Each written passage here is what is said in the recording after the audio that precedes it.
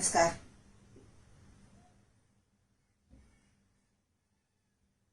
Good morning, शुभ प्रभात। आज का अभ्यास बीइंग सैटरडे तो जरा कैवल्य पाद उस पे आगे के सूत्र हम लोग देखने वाले हैं। तो लास्ट सैटरडे हमने लिया था, उसके बाद लिया नहीं। 11 मई को लिया था, उसके बाद 11 मई फिर बाद में नहीं ले पाई क्योंकि I was out of session. तो आज का जो अभ्यास है हम लोग आगे के सूत्र देखने वाले, लेकिन जैसे पहले 11 मई को जो मैंने लिया था तो उसमें यही बताया था कि ये जो है कैवल्यपाद का मतलब ही क्या है? कैवल्य, निर्वाण, मोक्ष। तो मोक्ष कैसे मिलेगा? जब तक हमारा संचित कर्म है तब तक हमारे जन्म आते रहते हैं। हमें यानी आएंगे जाएंगे।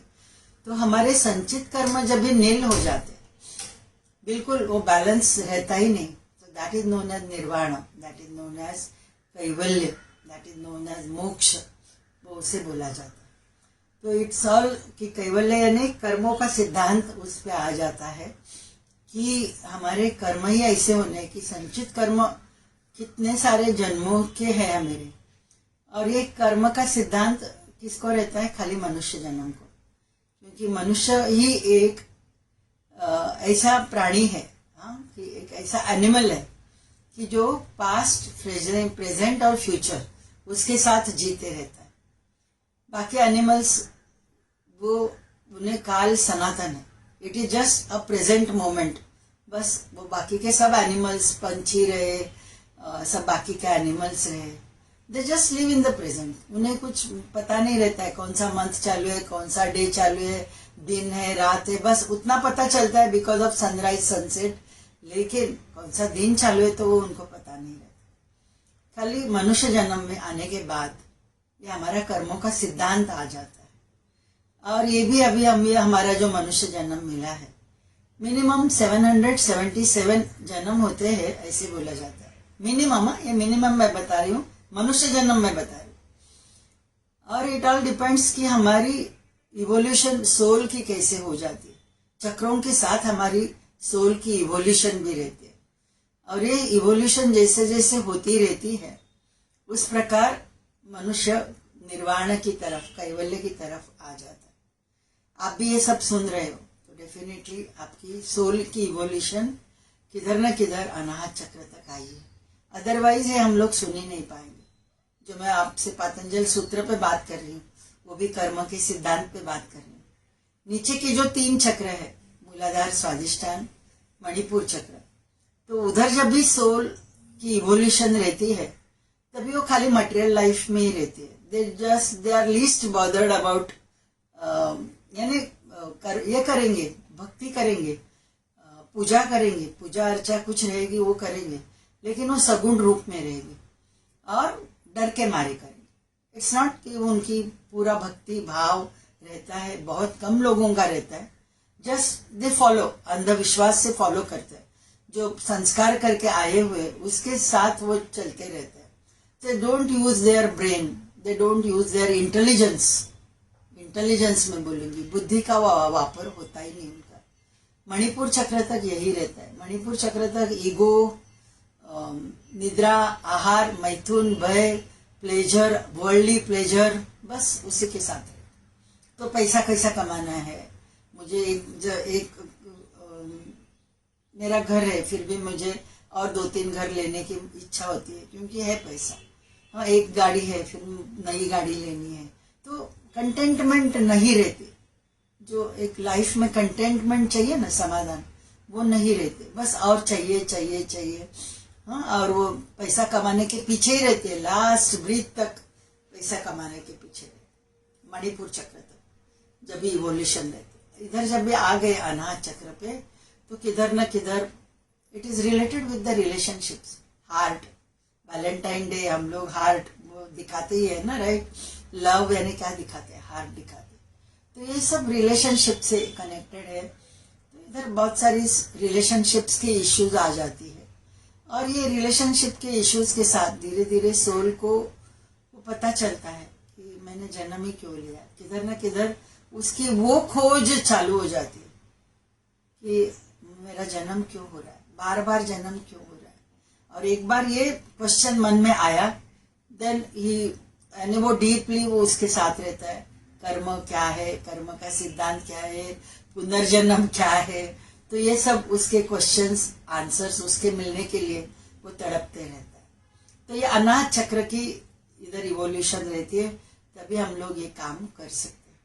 और इधर से फिर जर्नी वो कैवल्य की ओर चलती है, जो मोक्ष की ओर चलती है, लिबरेशन की ओर चलती है। तो वो कॉशियसली कर्म होने, ये बहुत जरूरी है कि भूतकाल, वर्तमान काल, भविष्य काल और उसके साथ जुड़े हुए हमारे कर्म यानी प्रारब्ध क्रियामान और जो संचित कर्म है, तो भूतकाल के साथ जुड़ा हुआ है संचित कर्म। कितने सारे सालों से हम लोग करते आए हैं, उसका जो एक बैलेंस रहता है, दैट इज नोन एज संचित कर्म। वो भूतकाल यानी हमारे पास्ट लाइफ्स के साथ रहता है। प्रेजेंट के साथ रहते हैं हमारे क्रियामान कर्म, जो भी मैं बताती हूँ ना कि यम नियम का पालन करेंगे तो हमारे क्रियामान कर्म यानी ये जन्म के मेरे जो भी मैं क्रिया करती हूँ, जो भी कर्म करती हूँ, और जो सहेतुक रहते हैं, निर्हेतुक रहते हैं। निर्हेतुक रहेंगे वो अकर्म रहेगा, लेकिन सहेतुक यानी कुछ मन में थॉट रखते हुए हम लोग जब भी कर्म करते हैं तो वो कर्म का फल भोगना ही है, वो सकर्म बन जाता है, अकर्म नहीं बन जाता। कि कुछ तो फल की अपेक्षा रखते हुए हम लोग काम करते हैं, क्रिया करते हैं, सो दैट इज कर्म बन गया। अब क्रियामान कर्म is connected with our present life. तो ये क्रियामान कर्म ही मेरे जितने अच्छे रहे, और जिधर भी आपको लगता है कि मैंने कुछ गलत किया है, माफी मांग रहे हो, जो भी हर्ट किया होगा किसी को, तो उससे माफी मांग रहे हो और आगे बढ़ रहे हो। माफी मांगना, क्षमा करना, ये दो चीजें बहुत बहुत मायने रखते हैं, बहुत ही इम्पोर्टेंट रहती है सोल की इवोल्यूशन। कोई भी कैसे भी बर्ताव करे, लेकिन मेरे मन में उसके प्रति ना तिरस्कार रहे ना घृणा रहे। बहुत बहुत जरूरी है ये चीजों को देखना, तो ही हमारी सोल की जर्नी आगे होने लगती, इवोल्यूशन सोल की होने लगती। तो वर्तमान काल क्रियामान काल और भविष्य काल प्रारब्ध कर्म। प्रारब्ध कर्म यानी ये जन्म में मैंने जो भी कुछ किया है, वो समझो मैं वो फल नहीं मुझे मिला। कर्म मैंने ऐसे कुछ किया है कि जिसका फल मुझे बैलेंस रह गया है एंड आई डाइड, तो वो जो जाता है वो प्रारब्ध में यानी वो संचित में जमा हो गया।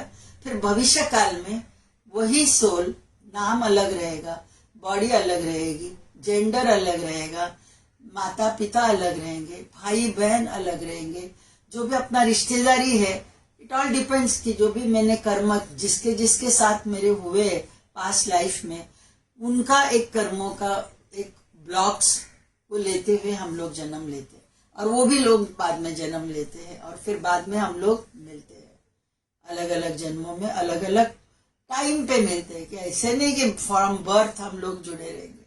तो इस प्रकार कर्म का सिद्धांत, जो भी किसी के साथ भी मेरा कर्म हुआ रहता है, तो उसी सेम विचार के लोगों के साथ मेरा प्रारब्ध मैं बना लेती हूँ। प्रारब्ध जो है वो सोल ने खुद मांगा हुआ रहता है कि ये जो भी है प्रारब्ध करके लेने के लिए मैं तैयार हूँ। जब भी वो स्पिरिचुअल मास्टर्स, गाइड्स, एंजल्स उनके साथ डिस्कस करती है, ऑल द लिबरेटेड सोल्स, तो वो उनके साथ जब भी बर्थ लेना रहता है कि ये माँ के गोद में मुझे जन्म लेना है, वो सोल ने पक्का डिसाइड किया रहता है, तो तभी वो प्रारब्ध खुद ही अपना मांग के लेता है कि एवरीथिंग जो भी होगा ये जन्म में भुगतान मैं करूंगा। ये प्रारब्ध मैंने मांग के लिया, किसी ने मुझे दिया नहीं है, ना मेरी भगवान की नाराजगी करके मुझे ये बीमारी आई है, एवरीथिंग आई हैव। तो वो चैलेंजेस रहते हैं, ये जो प्रारब्ध कर्म और जो भी हमारी भुगतान हम लोग ये लाइफ में भोग रहे, मे बी फाइनेंशियल क्राइसिस रहेगी, may be health related crisis रहेगी, जो भी है, सो वो सोल कैसे लेते हैं? Is it accepting as a challenge, life की चैलेंज करके सब वो उठा लेती है, कि तभी डर जाती है और गिव अप करती है। तो एवरीथिंग डिपेंड्स ऑन दैट। आप चैलेंज लेके कुछ भी बीमारी आई है तो उसको फेस करो और पॉजिटिवली फेस करो, तो 100% आपका वो प्रारब्ध सहजता से आप भोग के लेते हो। बीमारी आई है शरीर पे, वो भी भोग के लेते हो। क्राइसिस हो गया फाइनेंशियल, वो भी एक सहजता से देखोगे उसको। कुछ भी हो रहा है, यानी रिलेशनशिप से भी क्राइसिस आ जाती है, स्ट्रेन्ड रिलेशनशिप्स आ जाती है, that also you take as a challenge in the life. तो उधर बहुत इंपॉर्टेंट रहता है। और ये सब चैलेंजेस आती है अनाहत चक्र के लेवल पे, इधर ही आ जाती है। और इधर हम लोग फिर से सोल की डाउनवर्ड जर्नी भी हो सकती है, सोल की अपवर्ड जर्नी भी हो सकती है। बिकॉज दिस अनाहत चक्र सिंबल जो है, एक जो ट्रायंगल है एपेक्स पॉइंटिंग डाउनवर्ड्स यानी नीचे की चक्र, और दूसरा ट्रायंगल है एपेक्स पॉइंटिंग अपवर्ड्स। तो हम लोग चैलेंजेस एक्सेप्ट करते हैं, लाइफ को अच्छे से जीना चालू कर देते हैं कि जो हो रहा है मुझे उसमें से सीखने को मिल रहा है, कि I am learning from anything everything. तो ये चैलेंजेस एक्सेप्टेंस के साथ, स्वीकार भाव के साथ, और जो हो रहा है शरीर के साथ हो रहा है, जो भी हो रहा है मन के साथ हो रहा है। मेरी सोल जो है वो खाली देख रही है, साक्षी भाव से, साक्षी भावना से। जब भी हम लोग ये क्राइसिस को सहजता से देखेंगे तो ये क्राइसिस रहती नहीं, हमारी सोल की जर्नी अपवर्ड होने लगती है। दैट इज कैवल्य की तरफ हमारी अभी गाड़ी वो पटरी पे आई है। और नहीं एक्सेप्ट करते तो पॉइंटिंग डाउनवर्ड्स, फिर हम लोग मटेरियल लाइफ में घुस जाएंगे, मटेरियल लाइफ के साथ ही रहेंगे। तो ये लास्ट 12th का जो सूत्र था, अतीत अनागत, जो ये एक सूत्र था, जब भी वो 11th मई को मैंने बताया था, तो उसके आगे का हम लोग देते हैं, अतीत अनागतम स्वरूपतः अस्ति अद्वभेदात धर्माणाम। हमारे गुण धर्म के साथ हमारा अतीत जो भी है पास, और अनागत यानी आगे आने वाला, तो त्रिगुणों से बना हुआ है।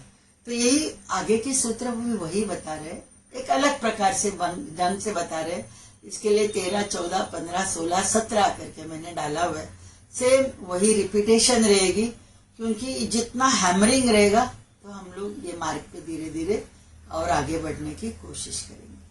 13 सूत्र बताती है, ते व्यक्त सूक्ष्म गुणात्मानः और परिणाम एकत्वात् वस्तु तत्वम। परिणाम एकत्वात् वस्तु तत्वम, ऐसे 13 और 14 ये जो सूत्र है वो ये बताते हैं, ते व्यक्त सूक्ष्म गुणात्मनः। गुण यानी त्रिगुण, ये कैसे रखते हैं? व्यक्त यानी ये लाइफ में वो व्यक्त हो गए कि त्रिगुणात्मक हमारी प्रकृति है, सत्व रजस तमस, ये तीनों गुणों से हम लोग, हमारा जो भी रहता है काम, हम लोग उसी से तो करते हैं। तम यानी आलस रहता है कि बीच में लगता है कि नहीं थोड़ा रेस्ट ले लो, तो वह है तम, हमारा आलस, रेस्ट लेना है। और कभी कभी मेंटल एंगर रहता है कि काम दिख रहा है सामने पड़ा हुआ है, वो मुझे करना है, फिर भी मैं नहीं कर रही हूँ, तो वो बिकॉज ऑफ तमस गुण मुझ में ज्यादा रहता है। और जो भी हम लोग क्रिया करते हैं दिन भर, जो भी काम करते हैं ना, घर का काम रहे बाहर का रहे, तो दैट इज बिकॉज ऑफ रजस गुण, क्रियाशील। और सत्व गुण जो है दैट इज प्रकाश, प्रकाश यानी जो भी अच्छी चीजें, ग्रैटिट्यूड, किसी के प्रति हमारी मन में ग्रैटिट्यूड की भावना है, आदर करते हैं, हर एक को रिस्पेक्ट करते हैं, कृतज्ञता व्यक्त करते हैं, हर एक के साथ निष्काम भाव से प्यार करते हैं, तो वो सब सत्व गुण है। वो सत्व गुण जितने रहेंगे ऑटोमेटिकली हमारे कर्म अच्छे रहेंगे और अकर्म होते रहेंगे। मेन जो है रजस, व्यक्त और सूक्ष्म। सूक्ष्म यानी अभी तक वो प्रकट हुआ नहीं, लेकिन प्रकट होना बाकी है। तो ये त्रिगुणात्मक प्रकृति जो रहती है, सूक्ष्म रहती है। हमारे भविष्य काल में जो भी हमारा जन्म होना है, इट ऑल डिपेंड्स कि आज का ये प्रेजेंट लाइफ में मेरे त्रिगुणात्मक प्रकृति कैसी। रजस ज्यादा रहेगा, रजस गुण ज्यादा रहेगा, तो रजस गुण is mainly connected with all our emotions. गुस्सा रहे, चिड़चिड़ रहे, जेलसी रहे, काम, क्रोध, लोभ, मोह, मद, मत्सर, ये जो है रजस गुण के साथ है। हाँ, तो ये इमोशंस हमारे कंट्रोल में है तो सात्विक हो गए, और ये इमोशंस मेरे कंट्रोल में नहीं है, मैं गुस्सा ज्यादा करती हूँ, चिड़चिड़ ज्यादा होती है, किसी पे नफरत करती हूँ, किसी के प्रति मेरे मन में जेलसी है, और बहुत सारा एटीट्यूड दिखाती हूँ, अहंकार मुझ में है, पैसे का रहे, सौंदर्य का रहे, स्टेटस का रहे, जो भी अहम बहुत रहता है, वो तो हम लोग छोड़ते ही नहीं, वो अहम, अस्मिता, और वो उसके साथ जो बनता है व्यक्त हो जाते हैं। और ये रजस गुण के साथ हमारी लाइफ, ये ज्यादा से ज्यादा हमारी जर्नी प्रेजेंट लाइफ की रहेगी, तो डेफिनेटली वो रजस गुण के साथ जो भी कर्म हमने किए हुए हैं, हर एक कर्म का फल मुझे इसी जन्म में मिलेगा ऐसे नहीं, तो that will go carry forward as a संचित करके आगे के जन्म। आप समझ रहे हो मैं क्या बोल रही हूँ? तो व्यक्त हो रहे ये लाइफ में, और सूक्ष्म भी रहते आपके, इसमें सूक्ष्म अभी भी रहेगी सत्व गुण, लेकिन वो सूक्ष्म जो है, अप्रकट जो है, उसको हमें अभी ये लाइफ में बढ़ाना है। तो क्या करना है कि तमस मेरा कम होना है, आलस मेरा कम होना है, शारीरिक आलस कम होना है, मानसिक आलस कम होना है, और रजस भी मेरे कंट्रोल में रहना है। तो वो षट विकार नहीं रहते, षट गुण हो जाते, काम, क्रोध, लोभ, मोह, मद, मत्सर, षट गुण बन जाते, और वो षट गुण के साथ मेरी ट्रैवलिंग रहेगी, तो मेरी सात्विकता मुझ में धीरे धीरे बढ़ती जाएगी, सत्व गुण मुझ में ज्यादा से ज्यादा बढ़ते जाएंगे, और सत्व गुण ज्यादा रहेंगे, ऑटोमेटिकली ये जन्म के जो क्रियमान कर्म हम लोग कर रहे हैं वो ज्यादा नहीं रहेगा, वो हमें कर्म करके, संचित कर्म करके आगे नहीं लेके जाना है, राइट?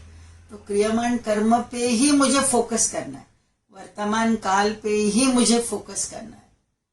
अहिंसा, सत्य, अस्तेय, ब्रह्मचर्य, अपरिग्रह फॉलो करना है, फॉलो करना है, फॉलो करना है। यम है शौच, संतोष, तपस्वाध्याय, ईश्वर प्रणिधान, जो हो रहा है ईश्वर प्रणिधान, ईश्वर की मर्जी उसके साथ हो रहा है, समर्पित कर रहा हूं न, तप जो भी है मुझ में बुराइयां जला रहा हूं, शुद्धि मुझ में आ रही है, भावनिक शुद्धि आ रही है, मानसिक शुद्धि आ रही है, शारीरिक शुद्धि आ रही है, जो है उसमें मेरी मुझे कंटेंटमेंट है लाइफ में, तो वो हमारी क्रियमान कर्म ऐसे रहेंगे, तो ये क्रियमान कर्म मेरा अच्छे से हो जाएगा, और ज्यादा संचित करके ये जन्म का डबोला और मैं नहीं भरूंगी, जो मेरा कर्माशय है उसमें, वो मेरे हाथ में है, राइट? तो वो करना है, क्रियमान कर्म मेरा अच्छा ही होना है, अच्छा ही होना है। हाँ, तो ये व्यक्त सूक्ष्म गुणात्मना। हाँ, आगे का सूत्र बता रहा है परिणाम एकत्वात् वस्तु तत्व, कि प्रत्येक, और ये परिणाम क्या होगा कि हर एक का गुणधर्म अलग रहेगा, और वो गुणधर्म के साथ, यानी त्रिगुणात्मक, त्रिगुण का मिलाप जो रहता है वो हर एक का अलग अलग रहता है, किसी में तमस ज्यादा रहेगा, किसी में रजस ज्यादा रहेगा, किसी में सत्व गुण ज्यादा रहेगा। तो जैसे वो हमारा कॉम्बिनेशन रहेगा ये त्रिगुणात्मक का, तो वो हिसाब से हमारे परिणाम होते जाते हैं। जो अभी मैंने बताया वही, क्रियमान कर्म मेरे अच्छे होने तो मेरा सत्व गुण ज्यादा रहेगा, तो क्रियमान कर्म मेरा नील हो जाएगा, और वही राजसिक रहेगा, चिड़चिड़, गुस्सा, नफरत, द्वेष, अहंकार, उसके साथ ही ये करंट लाइफ में बिता रही हूँ, तो डेफिनेटली बहुत सारा क्रियमान कर्म हम ये जन्म में तयार कर रहे, माफ नाही कर रहे, अढी मनात कोणाच्या बद्दल ते आपण काढून टाकतच नाही आहोत, 100% ते तुमची गाठ राहिली आहे तुमची, ते तुम्ही कॅरी फॉरवर्ड करताय, परत पुढच्या लाईफ मध्ये तीच व्यक्ती असेल असं नाही, पण सिमिलर अशीच व्यक्ती तुमच्या लाईफ मध्ये येऊ शकते। जोपर्यंत तुम्ही माफ करत नाही तोपर्यंत ती व्यक्ती तुमच्या लाईफ मध्ये येणार येणार येणार, यानी त्या प्रकारचा स्वभाव असलेली व्यक्ती ती येणार। तो हे आपलं कर्माचा सिद्धांत बहुत गहन है, लेकिन वो समझना और उस पर चलना बहुत बहुत जरूरी है। परिणाम एकत्वात् वस्तु तत्व, कि प्रत्येक जीवात्मा जो है उसका प्रकृति धर्म अलग अलग रहता है और वो हिसाब से ही उसके कर्म कंटिन्यूअस होते रहते हैं। राजसिक रहेगा कर्म उस प्रकार राजसिक हो जाएंगे, सात्विक आपका नेचर रहेगा तो सात्विक कर्म होते रहेंगे, और तामसिक यानी कुछ भी तमस के साथ वो भी हमारे कर्म मैक्सिमम राजसिक के साथ होते हैं। तो उधर ही कर्म हमारा कैसे बन रहा है, हमारे इमोशंस पे कंट्रोल है कि नहीं, साक्षी भाव से मैं जीवन बिता रही हूँ कि नहीं, तो इधर साक्षी भावना बहुत इम्पोर्टेंट है। तो जो आगे का जो है भूत वर्तमान, हा यही बताया है, प्रत्येक अणुमात्रात हे त्रिगुण असतात, म्हणूनच अणु त्याच्या स्वरूपात टिकू शकतो। भूतकाळ स्थिरावलेला असतो, वर्तमान काळ सक्रिय असतो आणि भविष्य काळ हा निष्क्रिय असतो। तो ये सब सत्व रजस तमस कैसे हमारे इसमें रहते हैं ये उन्होंने लिखा है। भूतकाल जो है वो स्थिरावलेला यानी उसको वो है वैसे ही रहने वाला है। वर्तमान काल रजस के साथ रहता है जो मैंने अभी बताया। भूतकाल जो है वो सत्व गुण से है और भविष्य निष्क्रिय है, अभी उसमें कुछ दम नहीं है, लेकिन वही आगे राजसिक रहना है, तामसिक रहना है, सात्विक रहना है। मेरा स्वभाव कैसा आएगा आगे के लाइफ में, इट ऑल डिपेंड्स कि ये जन्म में मैं कैसे बर्ताव कर रही हूँ हर एक के साथ, और जो भी घटना हो रही है मेरे लाइफ में वो लाइफ की घटनाओं को कितनी पॉजिटिवली मैं देख रही हूँ, दैट मैटर्स अ लॉट। आप पॉजिटिवली हर एक चीज को देखते हो तो डेफिनेटली आपका कर्म बहुत ही कम बन जाता है। तो आगे जैसे मैं हमेशा बताती हूँ ना कि जो अलग अलग स्ट्रिंग्स वाले जो वाद्य रहते हैं, तंबोरा रहे, तानपुरा रहे, ना अलग अलग स्ट्रिंग्स वाले जो भी ये रहते हैं, तो वो देखो उसको ना एक स्क्रू रहता है कि जो टाइट करता है, हाँ, कि वो स्ट्रिंग्स बहुत ही लूज रहेंगे तो उसमें से नाद नहीं निकलेगा, राइट। और बहुत टाइट रहेगा, कड़क रहेगा, एकदम टाइट रहेंगे तो भी वो स्ट्रिंग्स में से नाद नहीं निकलेगा। उसको जरा थोड़ा सा ताण त्या तारेवरती पाहिजे तरच त्याच्यातून छान नाद निघू शकतो। तर आपलं जे लाइफ है it is like a tambora, it is like a tanpura. तो उसपे बिल्कुल स्ट्रेस नहीं दोगे वो वायर पे तो आपका बेसुरा संगीत बजेगा, और उसी पे बराबर आप एक जितना चाहिए उतना ही प्रेशर दे रहे हो, उतना ही वो स्ट्रेस दे रहे हो तार पे, तो ही उसमें से संगीत अच्छा आएगा। तो यही है हमारी लाइफ, वैसे ही है। तो हमें बेताल बेसुरा संगीत के साथ लाइफ जीना है कि संगीत के साथ जीना है, कि नॉर्मल ताल के साथ सुर के साथ जीना है। So it all depends on our self, that is our free will. कि इच्छा स्वातंत्र्य हर एक को दिया हुआ है कि लाइफ कैसे जीना है। इच्छा स्वातंत्र्य जो नीचे के लेवल पे जो सोल है उनको भी इच्छा स्वातंत्र्य है, हमें भी इच्छा स्वातंत्र्य। तो फ्री विल के साथ मुझे आगे बढ़ना है, कैवल्य के साथ बढ़ना है, तो I have to accept the life as a challenge. जो भी इंसिडेंसेस आते हैं एक चैलेंज करके मैं उसको जी लूंगी, और वही कभी कभी गिव अप भी कर सकते हैं ना। कभी कभी इतने चैलेंजेस लाइफ में आ जाते हैं और हम लोग गिव अप कर देते हैं। तो गिव अप करने के बाद क्या हो जाता है, either we go into depression और maybe we succumb to some other illnesses.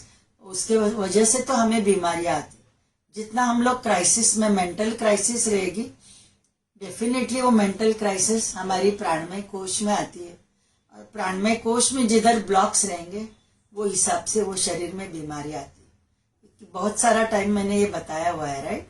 Psychosomatic illnesses, जो भी हमारी शरीर की बीमारियां मन के लेवल पे चालू हो जाती है।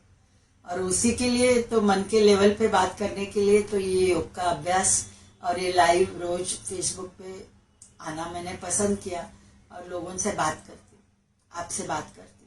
तो ये ऑल कि हम लोग मन से ही स्ट्रांग रहे। मन से जितने स्ट्रांग रहेंगे, इमोशनली हम लोग स्ट्रांग रहेंगे, मन की कोश मेरी स्ट्रांग है, पॉजिटिवली मैं लाइफ को देख रही हूँ, तो ऑटोमेटिकली मेरी प्राणमय कोश जो है उसमें नाड़ियां अच्छी बहेगी, उसके चक्र जो बैलेंस रहेंगे और वो चक्र नाड़ियां बैलेंस रहेगी, तो डेफिनेटली शरीर पे बीमारियां नहीं आएगी। जो भी बीमारी हमारे शरीर पे आती है और आई हुई है, इट्स ऑल बिकॉज ऑफ हमारी किधर न किधर सप्रेस्ड इमोशंस, जो खुला होना है वो नहीं हो पा रही है और वो अंदर ही अंदर रखा हुआ है और बहुत सारे वो चैलेंजेस गिव अप कर दिए, तो डेफिनेटली वो शरीर पे बीमारी करके आती है। तो हमें वो बीमारी, और समझो आई बीमारी तो भी मुझे वो बीमारी को भी एक अलूफ होके मैं देखूंगी तो अच्छे से मैं उसको लड़ पाऊंगी वो बीमारी के साथ, अदरवाइज लड़ना मुश्किल हो जाता है। तो एवरीथिंग डिपेंड्स ऑन अवर कैसे हम लोग वो सिचुएशन को हैंडल करते। तो ये जो परिणाम है एकत्वाद की, अलग अलग त्रिगुणों का ये रहेगा, लेकिन हर एक का जो सा स्वभाव रहेगा उस प्रकार वो कर्म वो प्रेजेंट लाइफ में करते रहता है करके आगे पीछे का सूत्र बता रहा है। वस्तु साम्य, ये भी फिर 15वां सूत्र भी वही बता रहा है। वस्तु साम्य चित्त भेदात भिन्न भिन्न तयोः विभक्तः पंथाः, कि वही बता रहा है कि वस्तु, और दूसरा आगे का सूत्र है न च एक चित्त तंत्रम वस्तु तद प्रमाणकम तदा किम सत्। तो ये जो दोनों है, ये दोनों सूत्र वही बता रहे हैं। वस्तु साम्य यानी समोर का सामने वाला एक कुछ भी इंसिडेंस हो रहा है, वो इंसिडेंस समझो 4 लोगों के साथ वही हो रहा है, नहीं तो समझो एक वस्तु आप देख रहे हो, कुछ भी एक इंसिडेंस को आप देख रहे हो। चित्त भेदात, चित्त भेदात यानी हमारी जो त्रिगुणात्मक प्रकृति है, राजसिक गुण वाला रहेगा वो घटना को एक अलग प्रकार से देखेगा, जो सात्विक गुण ज्यादा है उसमें तो वही घटना को वो अलग प्रकार से देखेगा, और तामसिक गुण ज्यादा है तो वही घटना को वो तामसिक गुण वाला अलग ढंग से देखेगा, अलग नजरिया से देखेगा।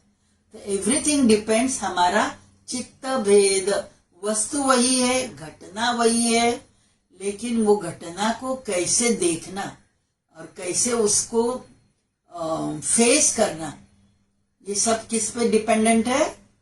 हमारी त्रिगुणात्मक प्रकृति पे। वस्तु साम्य चित्त भेदात, चित्त भेदात यानी चित्त में हमारे त्रिगुणात्मक प्रकृति कैसे बनी है। सात्विक ज्यादा बना होगा तो वो साक्षी भाव से ही वो घटना को देखेगा, जो भी घटना हो रही है वो साक्षी बन के देखेगा, वो अलूफ बन के देखेगा, क्योंकि उसमें सात्विक गुण ज्यादा है। वही राजसिक वाला ज्यादा रिएक्ट हो जाएगा, कुछ भी घटना हो रही है उस पर रिएक्ट हो जाएगा और वो अपना कर्म, क्रियामान कर्म और बढ़ाएगा। और तामसिक वाला कुछ भी नहीं, बस जो हो रहा है देखते रहेगा और निष्क्रिय रहेगा वो, और वो मन ही मन उसको गालियां देगा, एक्टिवली उसको वो घटना को ज्यादा अच्छे से फेस नहीं कर पाएगा, और ही में गिव अप तामसिक वाला। तो ये जो है, तो हमारी वही घटना को अलग अलग प्रकार से हम लोग देख सकते। तो कैवल्य यानी जो लिबरेशन की ओर सोल को लेके जाना है, तो मुझ में क्या होना है? सात्विक गुण ही ज्यादा रहना, सात्विक गुण ही ज्यादा रहना, और काम क्रोध लोभ मोह मद मत्सर अंडर कंट्रोल। जैसे वो तार का तानपुरा जो एक प्रेशर रहती है और वो सुरीला संगीत निकलता है, उतने ही ये 6 गुण मुझ में रहने चाहिए, तो उसे षट गुण कहा। भगवत गीता में तो इस पे एक अखा अध्याय है, पूरा अध्याय है त्रिगुणात्मक, राजस तामस, और ये सब खाने पे भी कैसे डिपेंडेंट रहता है वो भी भगवत गीता में बताया। सात्विक आहार, राजसिक आहार, तामसिक आहार, तो हमारे आहार पे भी डिपेंडेंट रहता है। हमारे आचार विचार कैसे है, हम लोग कैसे कौन से संस्कार से हम लोग बड़े हुए हैं, हमारे पेरेंट्स, हमारे ग्रैंड पेरेंट्स, उन्होंने हमें क्या संस्कार दिए। एव्हरीथिंग मॅटर्स, की हमारी जडणघडण आपली प्रत्येकाची जी होते ना, ती जडणघडणीमध्ये ह्या सर्व गोष्टींचा खूप खूप खूप खूप आपल्यामध्ये इम्पैक्ट होतो। मेन डाइट पे भी रहता है। तामसिक आहार रहेगा, यानी स्टेल फूड खाते हैं, फ्रोजन फूड खाते हैं, हाँ, जो 2 दिन रखा है गर्म करके फिर खाते हैं, तो उसमें विटामिन तो रहते ही नहीं, और वो खा रहे तो तामसिक गुण ज्यादा रहेंगे, वो निष्क्रिय रहेगा। इन शॉर्ट, ज्यादा मसाले वाले खाते हैं, स्पाइसी खाते हैं, ऑयली खाते हैं, ज्यादा तीखा तीखा खाते हैं, नॉनवेज फूड ज्यादा खाते हैं, तो उनका यूजुअली राजसिक रहता है। और सात्विक स्प्राउट्स, डेली सनलाइट में जो भी बना हुआ, डेली फ्रेश पकाया हुआ जो खाते हैं, तो दैट इज सात्विक आहार। तो उस प्रकार सात्विक आहार के साथ सात्विक गुण हम में ज्यादा बढ़ेंगे, राजसिक आहार के साथ राजसिक बढ़ेंगे, तामसिक के साथ तामसिक बढ़ेंगे। तो ये एवरीथिंग मैटर्स। हमारा जो खाना है और जो खाना बनाने वाली कैसे बना रही है, क्या मूड में बना रही है, उस पर भी डिपेंडेंट रहता है। एक ही खाना वो गृहिणी बना रही है, बहुत खुशी से बना रही है, दिल से बना रही है, बहुत सारा प्यार डाल के बना रही है, वही वघार, वही नमक, वही है सब, लेकिन उसमें प्यार डाला है तो टेस्टी हो जाता है। और वही खाना बनाते समय कुछ जलजल हो रही है, कुछ गुस्सा आया है, कुछ चिड़चिड़ हुई है, कुछ फोन आया है, और नहीं तो कुछ न्यूज लगी है, और न्यूज के साथ, नहीं तो कुछ सीरियल के साथ खाना बना रही है, और उधर वो सीरियल में कुछ वो खलनायिका कुछ कर रहा है, खलनायक कुछ कर रहा है, और वो इमोशंस के साथ खाना बन रहा है, बना रहे, वही इमोशंस हम में आ जाएंगे, राजसिक। और तामसिक जैसे कुछ इमोशंस ही नहीं, कुछ प्यार ही नहीं, बस बनाना है, करके बना रही हूँ, मेरी ड्यूटी है और बना रही हूँ, उसमें कुछ भाव ही नहीं, तो तामसिक है। तो तामसिक आहार, राजसिक आहार, सात्विक आहार, उसके साथ हमारा सत्व, रजस, तमस, ये वस्तु साम्य चित्त भेदात तयो विभक्ता पंथा, कि अलग अलग मार्ग हो जाते हैं जैसे जैसे हमारे इमोशंस रहेंगे, और उसी चीज को हम लोग कैसे देखेंगे। 4.17 जो है वो आगे का सूत्र वही बता रहा है। तत् उपराग अपेक्षित्वात् चित्तस्य वस्तु ज्ञात अज्ञातम, कि ये जो सूत्र है इसमें अभी देखो काफी सारी चीजें हमें दिखती नहीं, बराबर, समझो अंधेरे में रहेगा, नहीं तो समझो किधर इधर नहीं है, लेकिन वो नॉर्थ अमेरिका में ही रहेगा। कुछ मिलेट्स भी रहते हैं ना, सब मिलेट्स इधर मिळते ऐसे नाही, राईट। कुछ अलग अलग कडधान्य आपल्या इथे काही मिळतात, पण तीच कडधान्य यूएस मध्ये मिळतीलच असं नाही ना। आता राजमा फॉर एग्जांपल इधर ज्यादा बनता है, चौली जो भी है मिलेट्स अलग अलग, वो इधर ज्यादा बनते हैं, मूंग रहे, मटकी रहे, लेकिन वो यूएस में नहीं बनता है। तो इसका मतलब वो नहीं है कि यूएस वाले बोलेंगे मूंग मटकी है ही नहीं, उसको पता नहीं है। वस्तु ज्ञातम कि ये ऐसा इधर है, उनको पता नहीं है, जो उधर रहने वाले लोगों को। इधर हम लोग इधर रह रहे, उधर अलग अलग विंटर में अलग अलग, स्प्रिंग सीजन में अलग अलग कलर चेंज हो जाते हैं, झाड़ के कलर यानी जो पत्ते के कलर अलग अलग हो जाते हैं, वो हमने देखे नहीं। तो इसका मतलब ये नहीं कि वो ब्राउन होते हैं, येलो होते हैं, रेड होते हैं, कितने अलग अलग क्रिम्सन रेड कलर, कितने अलग अलग कलर स्प्रिंग में देखने को मिलते हैं, लेकिन वो इधर इंडिया में नहीं होते, नहीं तो एटलीस्ट महाराष्ट्र में नहीं होते, ऊपर हो जाते हैं। उत्तराखंड में मैं गई थी तो उधर देखा मैंने अलग अलग कलर्स के झाड़, वो भी देखे।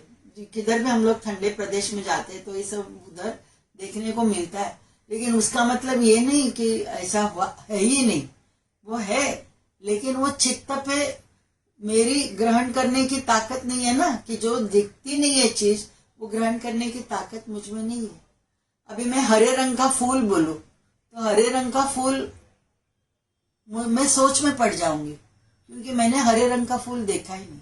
तो इसका मतलब ये नहीं, क्योंकि वो हरा रंग का फूल मैंने देखा हुआ नहीं है, मेरी आंखों से देखा हुआ नहीं है, तो मेमोरी में क्या रहता है, हमारे हमेशा जो देखी हुई चीज रहती है, समझो मैं कुछ देख रही हूँ, अभी मैं खुद को ही देख रही हूँ, ये येलो कलर मुझे दिख रहा है, वो परावर्तित होते हुए मेरे अंदर रेटाइना में आ रही है, और रेटाइना में जो नर्व्स है वो मेरी सिग्नल दे रही है ब्रेन में, जो रिकॉग्निशन का सेंटर है ब्रेन में, उधर वो जा रहा है और वो मेमोरी में मेरे आ गया। हाँ ये है ना, ये ऐसा, इसे येलो कलर कहते हैं। तो ये ठसा वो चित्त में आ गया। ज्ञात वस्तु जो रहती है वो ग्रहण शक्ति से हम लोग कैचअप कर लेते हैं और वो मेमोराइज कर लेते हैं, हमारे मेमोरी में रह गया। लेकिन ग्रास्प क्या क्या कर सकेंगे, जो चीज देखते हैं उसी को। लेकिन अज्ञात ज्ञान यानी अज्ञात, जो पता ही नहीं है, तो इसका मतलब वो है नहीं है चीज, ऐसे नहीं, वो है खाली मुझे पता नाही।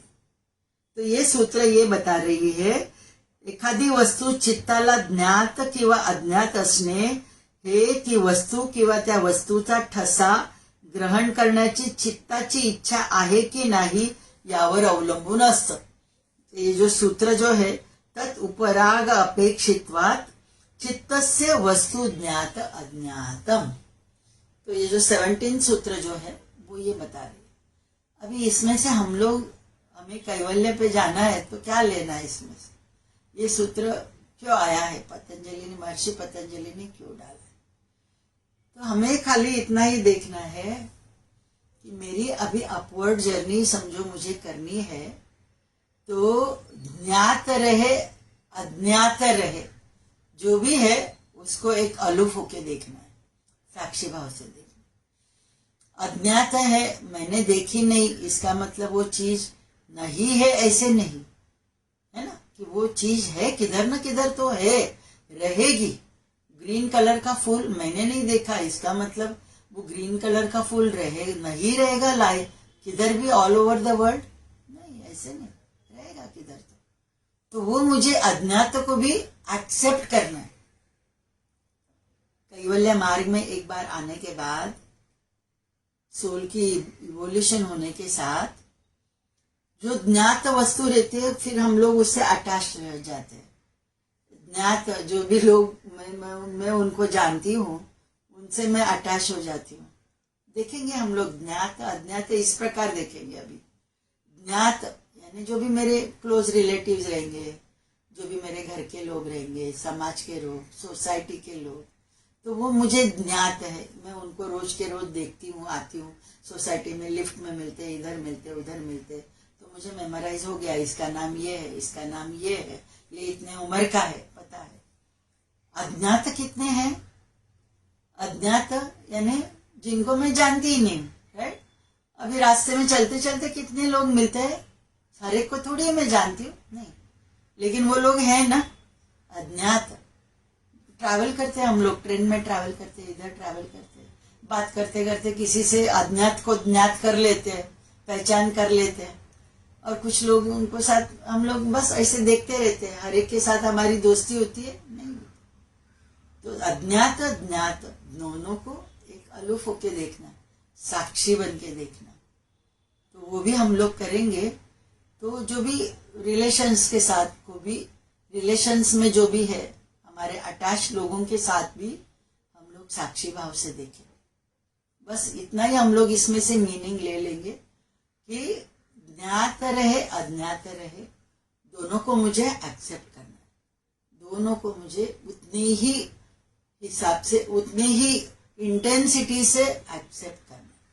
तो वो भी हम लोग करेंगे तो ऑटोमेटिकली स्ट्रेन रिलेशनशिप यानी क्या है कि किसी के प्रति मुझे, मेरे मन में नफरत है, मेरे मन में द्वेष है, अहंकार किसी ने मेरा दुखाया हुआ है, इसके लिए वो व्यक्ति मुझे अच्छी नहीं लग रही है, राइट। तो उनको भी, और अज्ञात उनको भी, ज्ञात लोगों के साथ ही हमारा ज्यादा झमेला रहता है रिलेशनशिप का, तो उनको माफ करना है, माफ करना है, माफ करना है, और क्षमा मांगनी है।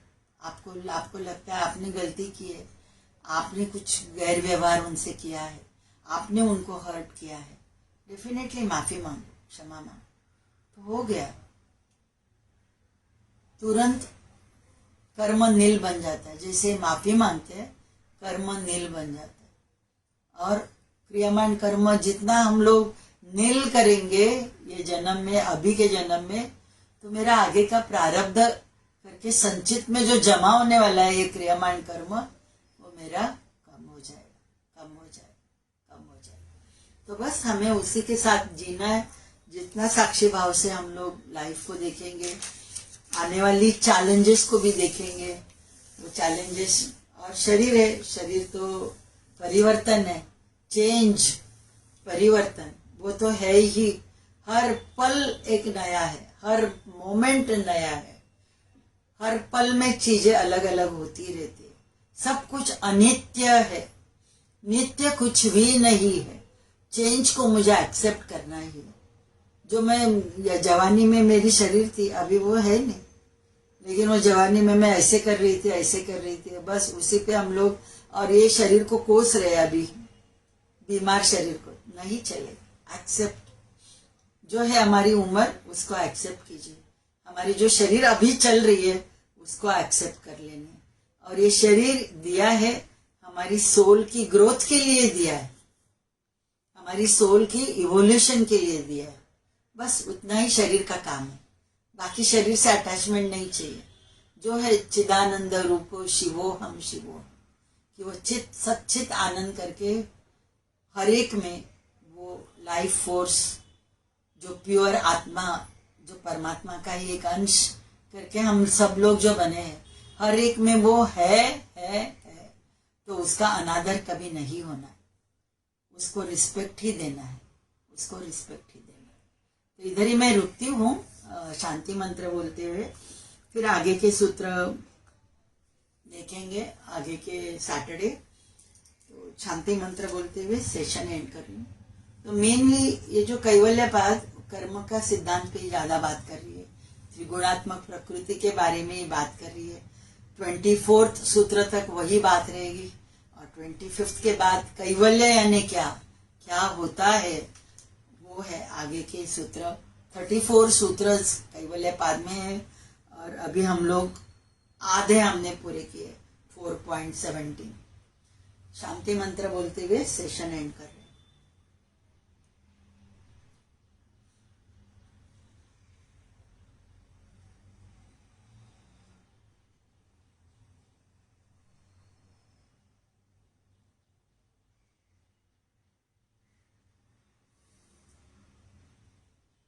सर्वेत्र सुखिनः सन्तु, सर्वे सन्तु निरामया, सर्वे भद्राणि पश्यन्तु, मा कश्चित् दुःखमाप् भवेत्।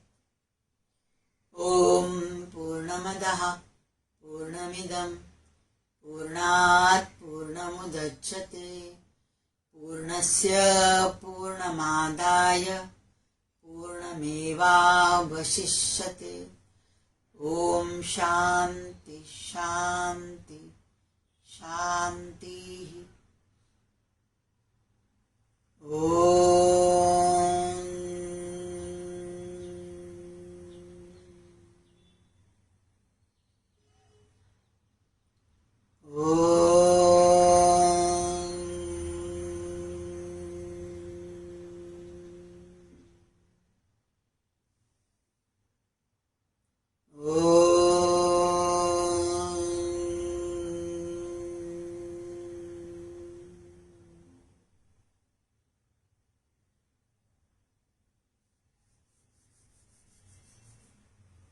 धन्यवाद, थैंक यू। मंडे मिलते हैं।